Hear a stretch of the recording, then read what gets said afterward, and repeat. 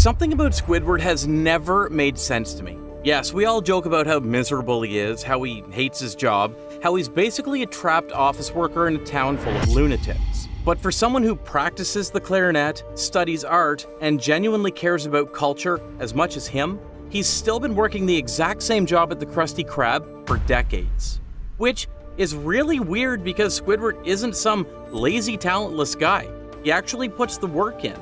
He never skips work, despite all his complaining and Mr. Krabs' exploits. And he still finds time to practice his art. How come none of his efforts ever moves him forward? Most people just blame him, saying, well, Squidward is bitter, so he ruins his own chances. But that theory falls apart the second you look at the episodes where he finally does everything right and still loses. Luckily, after days of searching for the answer, I found one episode that strangely answers the question that's been hanging over Squidward's miserable fate. And when you know what it is, you won't look at it the same way again. At first, I thought the explanation would be simple. Just like people said, maybe Squidward fails because he makes everything feel miserable. He complains, criticizes, and basically rolls his eyes at everything. If you're that negative all the time, of course nothing good's gonna stick, right? That's the story people like to tell. Oh, he's his own worst enemy, or he's sabotaging himself. And honestly, I wanted to believe that too. I mean, it's a neat answer about Squidward's character, and it somewhat makes sense, at least on paper, because the show won't let you hold on to that idea for very long. There are lots of moments where Squidward actually tries to make it happen.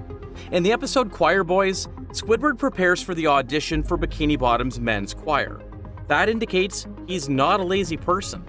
The man shows up clean and ready just for someone else to steal the attention. SpongeBob.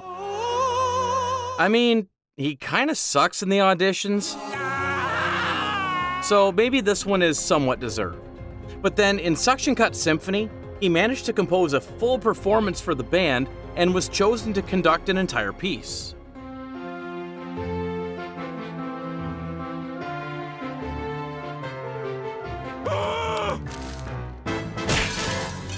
Even though somehow the final performance gets weirdly absurd. This shows us that Squidward actually has what it takes to make it on the big stage. Even when he isn't on stage, you can see the grind for art in his daily life. We see Squidward practice with lots of different media in Squidward the Unfriendly Ghost. And now that I've been immortalized in wax, I have conquered all artistic media. It's also not a secret that his house is filled with face paintings and sculptures. Episode Artist Unknown also proves Squidward has a license to teach an art class. I mean, Squidward clearly knows the technique and the theory. That's not even debatable. And of course, Band Geeks proves he's not some crazy weirdo that learns by himself. He and Squilliam were in the same high school band. Squilliam fancy son from band class? Well, one became a star. Meanwhile, the other ended up working a register. There are a lot more episodes referencing Squidward's knowledge of these subjects. I could make a long list of them. The only surviving painting from the great lost city of Atlantis. So yes, Squidward might complain at Krusty Krab about how miserable he is, but he isn't sitting on the couch doing nothing after working hours. He's out there learning and practicing, preparing for the big breakthrough that might come for him one day. Now, after reviewing all the proof of Squidward's artistic skill, the theory that Squidward is the problem doesn't really make sense. But that doesn't hide the fact that Squidward still hasn't succeeded. Why? Is Bikini Bottom just that unfair of a place to be? Yeah, maybe Bikini Bottom is the problem. This is a town that cheers for chaos, boosts people for existing, and celebrates public humiliation as a hobby. You see it in all kinds of episodes. Background fish losing their minds over the dumbest things, crowds turning on someone in seconds, even entire stadiums cheering for violence. Then maybe the answer is as simple as Squidward is a quiet, serious artist in a city that only cares about chaos. Of course he fails. And at first, some episodes really seem to back that up. Remember the episode Squidward? SpongeBob can't get Squidward to play with him, so instead he makes a replica of Squidward out of wood to play with. And in just a few minutes, Squidward has gotten replaced by his own replica. But the part that's really weird to me is that everyone loves what Squidwood does, even though Squidward could have done the same thing. Why is that? Talk about no talent! Maybe Squidward should get size reduction surgery. Then in Suction Cup Symphony, there's a billboard for the Bikini Bottom Symphony Orchestra up outside his house, which means the town values good quality music, right? Like a real symphony. Sadly, after spending half the episode composing the music, Squidward ends up writing everything he heard that day.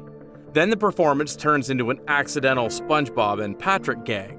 I mean, technically, the audience is still enjoying it, but the applause goes to the chaos instead of the composer. Let us not forget the tubby starfish. By the time you add smooth jazz at Bikini Bottom on top of that, it just starts to feel cruel. Squidward's favorite clarinetist, Kelpie G, comes to town for a big concert, and Squidward just wants to meet his idol and be seen as a fellow musician.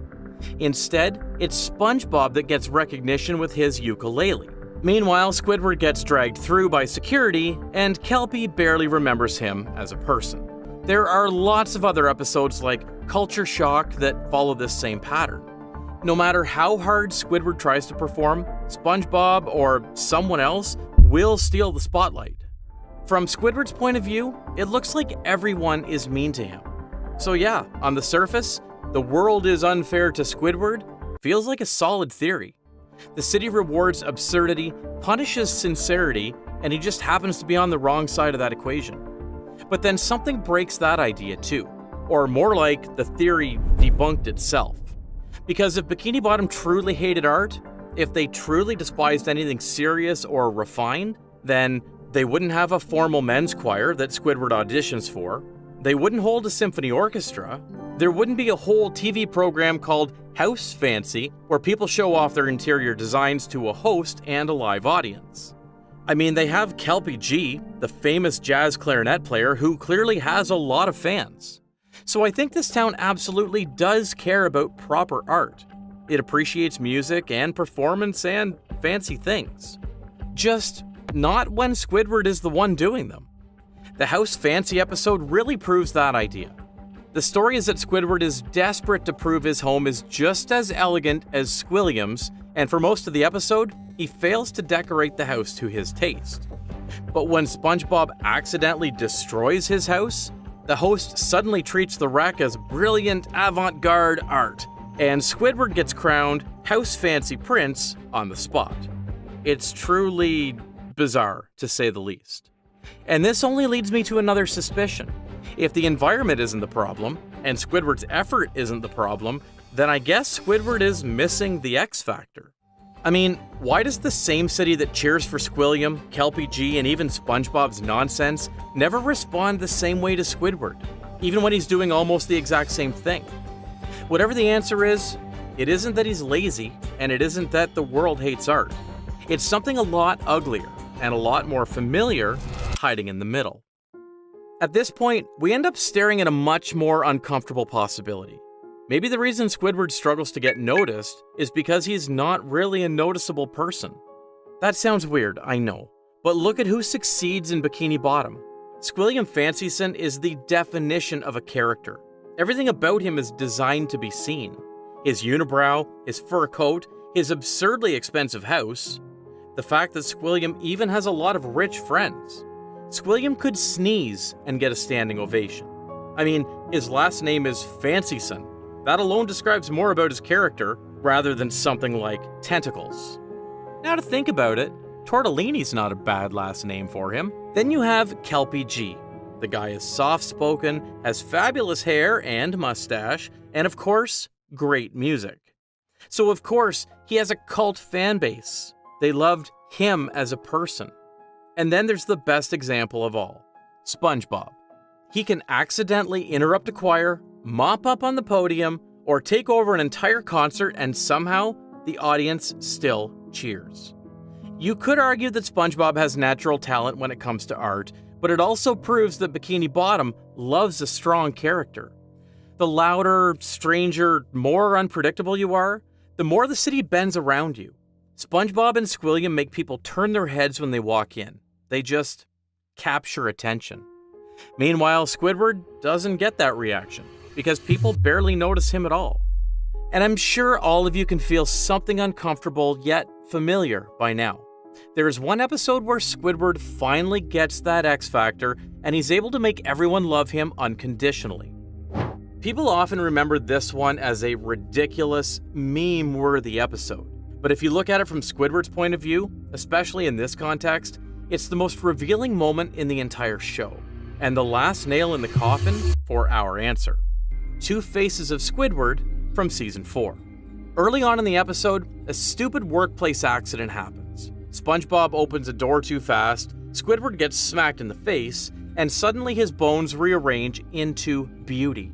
Perfection even. Perfect symmetrical jawline, flowing facial features, it's a marble statue come to life. Of course, crowds gather pretty quickly, people scream just seeing him. Meanwhile, Squidward does nothing. He doesn't even have to try. People love him no matter what he does because they just want to admire the spectacle. Then suddenly, it becomes painfully clear. Squidward was never missing talent. He was missing charisma. That invisible, unfair stuff people respond to without thinking. This episode is basically screaming the answer in our faces. Because the moment his face collapses back to normal, poof, everything disappears with it. Just as fast and painful as it arrives, it vanishes. His face collapses back to normal, and the town instantly forgets him again. As awful and cliche as it sounds, that's the X Factor. He's failing because he's not interesting enough for this insane little town to look at. Ironically, this only enhances the biggest joke about Squidward, about him being relatable. The tired, overworked, and miserable adult can't get out of his low-wage job because he's not good-looking enough to make it big in art. Aren't we all? This means no matter how much he practices or learns or how many classes he takes to refine his art, he won't make it big, ever. Now I really understand how broken Squidward is when he loses that blonde hair. That blonde hair is the one reason Squidward hasn't made it big. Such a shame. As anticlimactic as that is, I fear that's the answer we need to solve this paradox. Squidward fails because Bikini Bottom only notices the loud, the bright, the beautiful, and the absurd.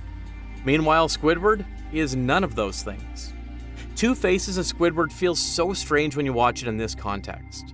Then again, I think that's why we have loved Squidward since the beginning. He's the only character in Bikini Bottom who deserves more and knows he won't get it. Yet he still gets up anyway, and that makes him stand out more than all the sparkle in the world. You know what? This whole charisma tragedy is also the reason people hate lots of modern SpongeBob episodes so vehemently. I mean, the same rule practically applies here, just in the opposite direction. Instead of Squidward not being noticed, the modern episode was desperate to be noticed. Loud, chaotic, frantic, trying so hard to get a reaction that it forgot to have a character. So if you want to see how a single episode can fall apart because it tried to force spectacle without anything behind it, I went deep into that one already. It's the modern SpongeBob episode that everyone hates. You'll understand what I mean when you watch it. I'll see you on the next dive.